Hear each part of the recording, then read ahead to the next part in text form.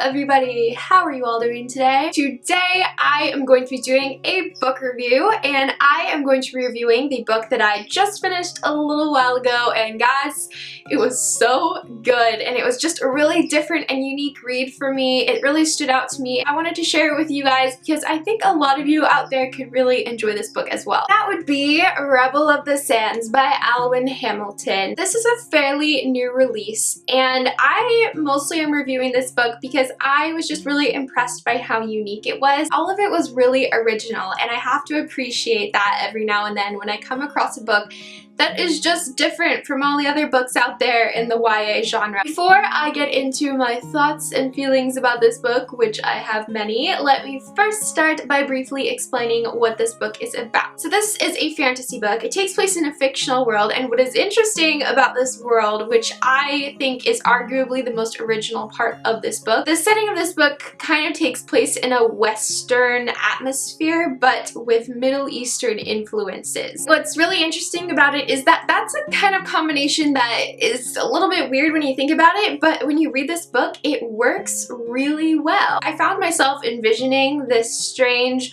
world that the author has created so easily. Like, she combined these two very different cultures in a way that really made them feel as if they had always been one entity, and it was amazing. This book follows a girl named Amani, and Amani does not live a very good life.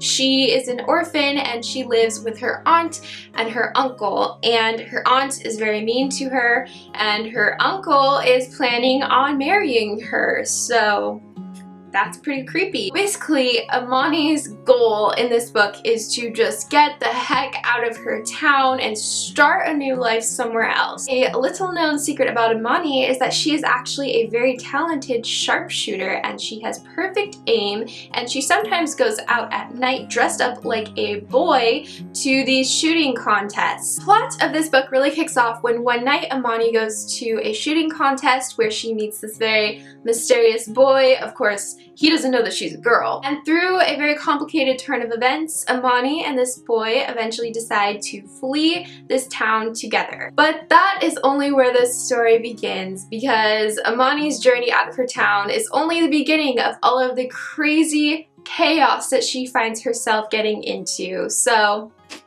yep, I'm not gonna tell you what happens, but let's just say there's lots of adventure and running away and having to hide from the bad guys. This book is rather short, at least I thought so. I found that I was able to fly through it really quickly, and it also has a very fast-paced plot which keeps you very invested in the story and just hooked. It's really the kind of book where if you feel like just having a reading day, you can definitely sit down with this one and finish it in one sitting, because the writing is so captivating, but most of all, the setting of this book has just been created so well that you find yourself being able to really vividly imagine it and almost feel as if you are in this breathtaking world. It almost felt like it was a world that could exist just because she described Western culture so well as we know it, as well as Middle Eastern culture, and together it created this interesting dynamic that, I don't know, in like a weird way, it just felt real. It felt like a real world. I didn't feel like I was reading about a fictional world, but then it's really interesting because you have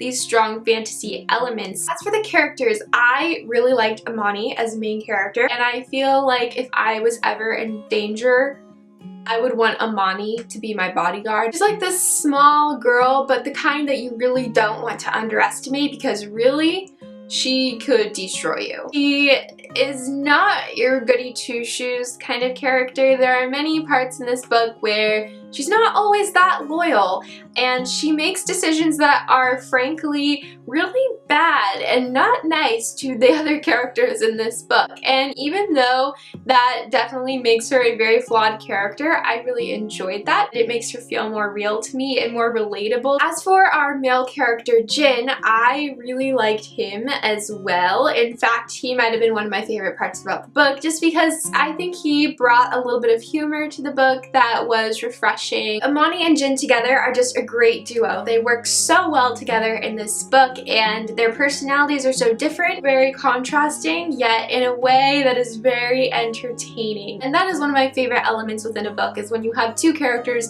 that are very different, that are forced to be together in some peculiar situation and have to survive together. The majority of this book is just following Jin and Amani going on this crazy adventure fighting the bad guys, and they have to learn how to get along. So that is definitely a very entertaining aspect of this book, just because they're both such strong personalities. That brings me to the romance part of this book. Yes, there is romance in this book. I'm not going to say much about it. I will say that I don't think that the romance really took over this book that much, which I enjoyed. This book is definitely more centered around the plot and the action, but the romance, for those of you who are interested, is definitely always present, and it is very much there, and it is a very good romance. The writing in this book, as I've mentioned before, is absolutely beautiful. It was very lyrical and pretty, but simple at the same time. And I don't mean simple in a bad way, I just mean in a way that kind of